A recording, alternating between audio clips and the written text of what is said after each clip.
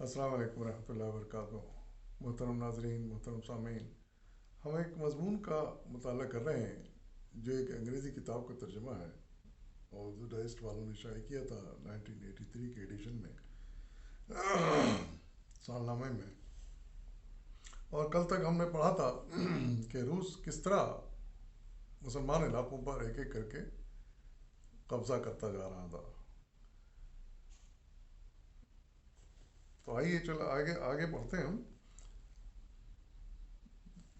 روس کے حکمران اپنے خطے کو بڑی طاقت بنانا چاہتے تھے۔ ایک بڑی سلطنت بننے میں روس کے سامنے دو رکاوٹیں تھیں: مغرب کی طرف سے بسنے والے یورپی عیسائی اور مشرق کی طرف بسنے والے مسلمان اور ان کے خطے اور ریاستیں۔ روسیوں نے مسلم ریاستیں ختم کر کے ایک عظیم سلطنت قائم کرنے کا عزم کر لیا۔ یعنی اندازہ لگائی کہ تقریباً 15ویں صدی سے 16ویں صدی میں روس نے طے کر لیا کہ یہ مسلمانوں کی جو ریاستیں قائم ہو گئی ہیں، کچھ تو عثمانی سلطنت کی وجہ سے، کچھ صفوی حکمرانوں کی وجہ سے، تو ان کو چھین کر ایک بڑی ریاست روس کی بنا دی جائے۔ یہ ان کا عزم تھا۔ صفاک آئیون جو لیڈر تھا، پکا کرسچن لیڈر تھا روسی، کے بعد روس پر جس کسی نے بھی حکومت کی، اس نے مسلمانوں کو بے اثر اور کمزور بنانے کے لیے ایڑی چوٹی کا زور لگایا۔ زار شاہی میں یہ دو راستے ان کے لیے کھلے تھے کہ وہ عیسائی ہو جائیں یا پھر ہمیشہ کے لیے دوسرے درجے کے شہری بن جائیں۔ یعنی اس زمانے میں مسلمانوں کے اوپر یہ شرط عائد کر دی گئی کہ یا تو اپنا اسلام چھوڑ کے عیسائیت اختیار کر لو یا پھر دوسرے درجے کے شہری بن کے رہو۔ یہ ان پر شرط عائد کر دی گئی۔ 1917 کے بعد صورتحال یہ ہو گئی، 1917 سے مطلب جب کمیونسٹ انقلاب آیا، اس کے بعد کی صورتحال یہ ہو گئی کہ وہ تو یا تو وہ کمیونسٹ بن جائیں یا اپنا دین چھوڑ دیں یا پھر اپنے حقوق سے محرومی قبول کر لیں۔ یعنی 1917 سے پہلے چونکہ کمیونزم نہیں آیا تھا، اس وقت یہ شرط تھی کہ یا تو عیسائی بن جاؤ یا پھر اپنے حقوق سے دستبردار ہو جاؤ۔ 1917 کے کمیونسٹ انقلاب کے بعد یہ پابندی عائد کر دی گئی کہ یا تو کمیونسٹ بن جاؤ یعنی بے دین، یا پھر اپنے حقوق سے دستبردار ہو جاؤ۔ انسانی تاریخ میں روسی مسلمانوں نے ایک ایسی مثال پیش کی ہے جس کی نظیر کہیں اور نہیں ملتی۔ انہوں نے زار شاہی کے زمانے میں بھی اپنے دین کو سینے سے لگائے رکھا اور اشتراکی روس میں بھی، اور صدیوں کی جاں صعوبتوں کے باوجود آج پھر وہ روس کے لیے سب سے بڑا خطرہ بن چکے ہیں۔ 1557 میں جب روسی توسیع پسندوں نے کرائمیا کا رخ کیا تو کرائمیا کے خان اعظم نے ان کا اور ان کے حلیفوں کا اس طرح مقابلہ کیا کہ وہ بھاگ کھڑے ہوئے۔ کرائمیا بھی ایک اسلامی ریاست تھی، اس کے پر حملہ کیا روسیوں نے، لیکن وہاں کے جو خان اعظم تھا انہوں نے لڑکے ان کو بھگا دیا۔ کہا جاتا ہے کہ اگر اس وقت کرائمیا کے خان اعظم کو بیرونی کمک مل جاتی تو آج بھی کئی مسلمان ریاستیں اس علاقے میں موجود ہوتی۔ افسوس کہ ایسا نہ ہو سکا۔ یعنی اس وقت بیچارے وہ خان اعظم جو تھے کرائمیا کے، وہ اکیلے لڑتے روسیوں سے، اس لیے ان کو آخر میں شکست ہو گئی، ورنہ صورتحال مختلف ہوتی، وہ بھی ریاست بچ جاتی کرائمیا بھی، اور بھی ریاستیں بچ جاتی۔ 1606 میں زار بورس گورڈنوف، یہ 1606 میں روس کا حکمران بنا، نے داغستان کو فتح کرنے کا فیصلہ کر لیا۔ وہ بھی مسلمانوں کی ریاست تھی داغستان۔ اس کے قبضے میں آ جانے سے روس کا ایران تک تسلط قائم ہو جاتا اور ایک بڑی تجارتی شاہراہ کھل سکتی تھی۔ روسی فوج کو ابتدا میں کامیابی ہوئی۔ اس نے امام شامل کا دارالخلافہ ترکو فتح کر کے اسے کھنڈر میں تبدیل کر دیا۔ یعنی یہ ظلم دیکھیں آپ کہ قبضہ تو کرتے ہی تھے اور تباہ برباد کر دے کے چھوڑ دیتے تھے۔ لیکن امام شامل اس وقت جو حکمران تھے اس کے داغستان کے نے داغستان کے مسلمان جمع کیے اور ان میں جہاد کی روح پھونک دی۔ عثمانی ترک بھی ان کی مدد کے لیے پہنچ گئے، جس کے نتیجے میں روسی فوج کو مسلمانوں کے ہاتھوں بڑی شکست ہوئی، لیکن مسلمانوں میں اتحاد قائم نہ رہ سکا۔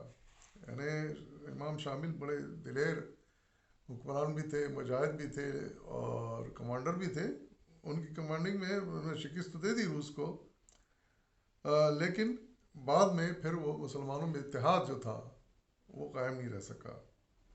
روسیوں نے کچھ عرصے بعد زیادہ لشکر اور ساز و سامان سے داغستان پر حملہ کیا، پھر کچھ عرصے بعد روسیوں نے ایک اور حملہ کیا زبردست تیاری کے ساتھ اور داغستان فتح کر لیا۔ اس کے باوجود یہ علاقہ 19ویں صدی تک روسی یلغار کا مقابلہ کرتا اور ان کے لیے درد سر بنا رہا۔ یعنی ایسا نہیں ہوا کہ مکمل طور پر قبضہ روس نے کر لیا پھر داغستان کے لوگ بیٹھ گئے، نہیں، بعد میں بھی حملے کرتے رہے، آزادی کی جنگ لڑتے رہے اور ان کے لیے درد سر بنے رہے روسیوں کے لیے۔ زار پیٹر اعظم کے زمانے میں روس کے مغربی حصوں میں توسیع ہوئی، پولینڈ اور سویڈن کے ساتھ روس کی جنگ جاری رہی اور بالآخر وہ یوکرین پر قابض ہو گیا۔ اب وہ یورپ کے قریب پہنچ گیا، یعنی ادھر وہ یورپ پہ بھی قبضہ کرنا چاہتا تھا روس، تو اس کے لیے پہلا قبضہ اس نے یوکرین بھی کیا۔ 1603 سے 1770 تک اس نے نئی حکمت عملی بنائی، وہ یہ کہ وسطی والگا، یورالی اور مغربی سائبیریا کے مسلم خطوں اور علاقوں میں اپنا رسوخ بڑھانا شروع کیا۔ بعض ریاستوں میں وہی کچھ ہوا جو دسمبر 1979 میں افغانستان کا مقدر بنا کہ ریاست میں اقتدار کے لیے رسا کشی شروع ہوئی اور کسی ایک فریق نے روس کو مدد کے لیے آواز دی اور وہ فوراً مدد کے لیے پہنچ گیا۔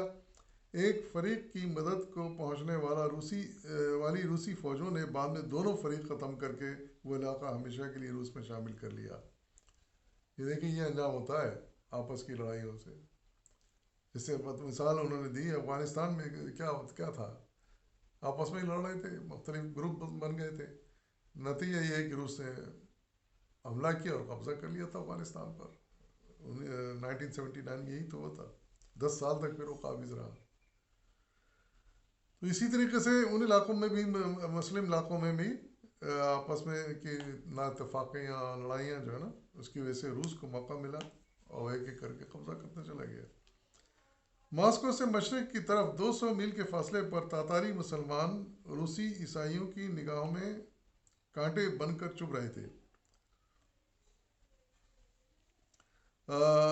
زار میخائیل کے زمانے میں ایک اور زار، بعد میں روسی حکمرانوں کو زار کہا جاتا تھا، تو جیسے ہمارے یہاں صدر کہتے ہیں، وزیر اعظم کہتے ہیں، ان کے یہاں زار کہا جاتا تھا۔ زار میخائیل کے زمانے سے زارینا کیتھرائن کے دور تک یہ علاقہ مسلمانوں سے خالی کرا لیا گیا۔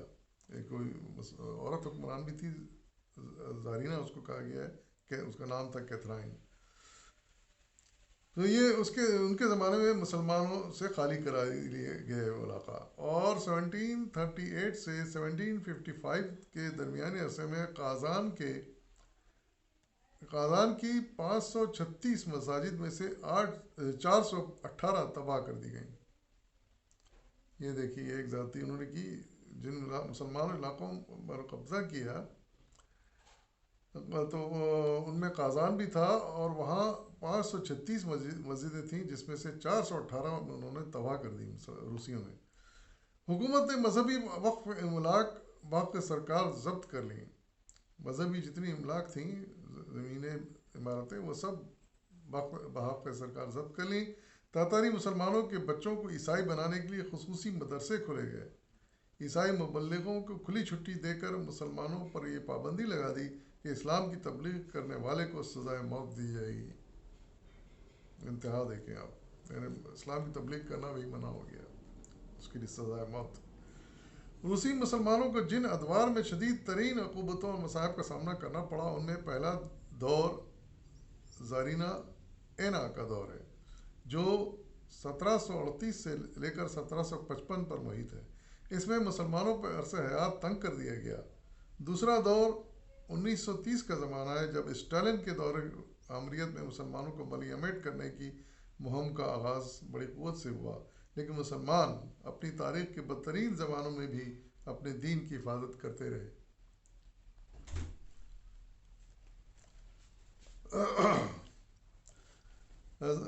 زارینہ کیتھرائن ان کے دور سے مسلمانوں کی حکومتوں، علاقوں اور خطوں کو روس میں ضم کرنے کا جو سلسلہ شروع ہوا وہ 1917 کے انقلاب کے قریب تک جاری رہا، یعنی کمیونسٹ انقلاب تک وہ سلسلہ جاری رہا۔ 1782 میں آخری تاتاری خان شاہین گرائے کو ختم کر کے اس کی ریاست روس میں شامل کر لی گئی۔ خان شاہین کا ایک ریاست تھی گرائے، اس کو ختم کر کے اسے روس میں شامل کر لیا گیا۔ شمالی کاکیشیا میں جب روسی فوج پہنچی تو 1783 میں ایک بار پھر اس کو شدید مزاحمت کا سامنا کرنا پڑا۔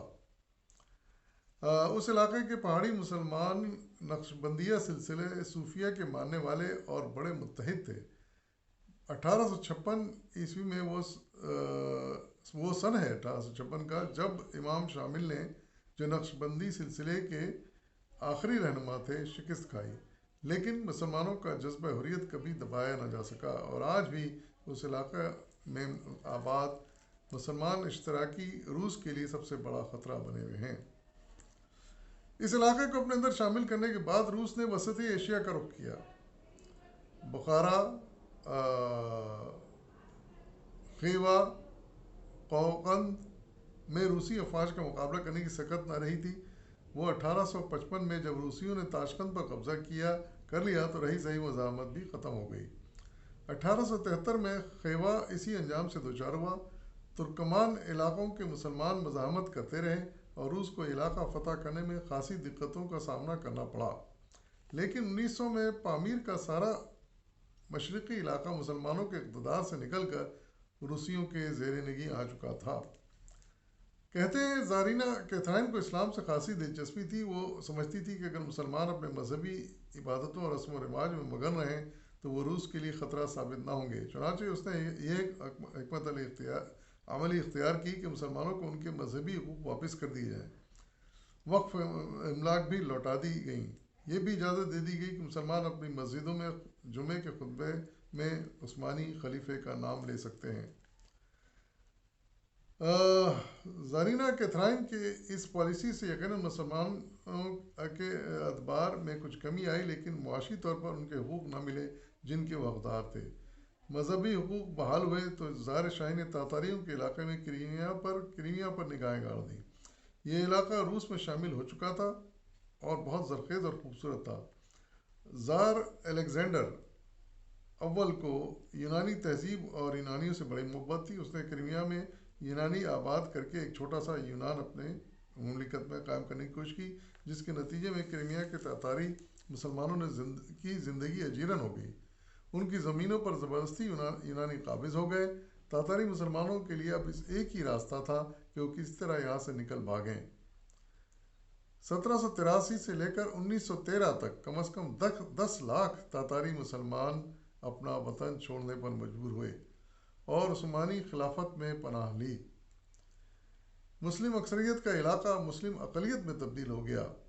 تاتاری مسلمانوں کے لیے یہ دور ان کی تاریخ کا سخت ترین زمانہ تھا۔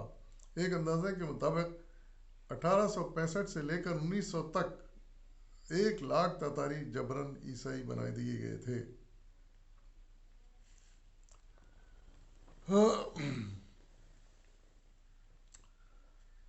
روسی اسٹیپ کے علاقے میں مسلمانوں کی اکثریت تھی، وہ یہاں زمینوں کے مالک تھے۔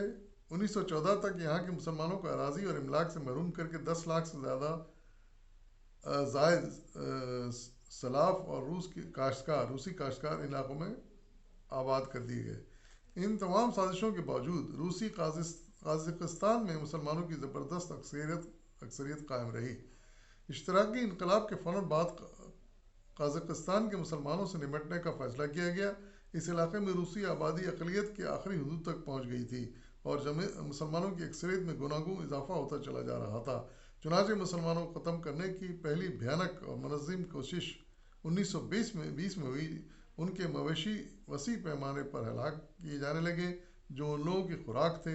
इस मुहिम का नतीजा ये निकला कि 1926 से 1939 तक 5 लाख मुसलमान कजाकिस्तान में भूख से मर गए। दूसरी कोशिश 1950 में हुई। कजाकिस्तान के शहरी इलाके में रूसी आबाद कर दिए गए और यूं कजाकिस्तान में मुसलमान अक़लियत में तब्दील हो गए।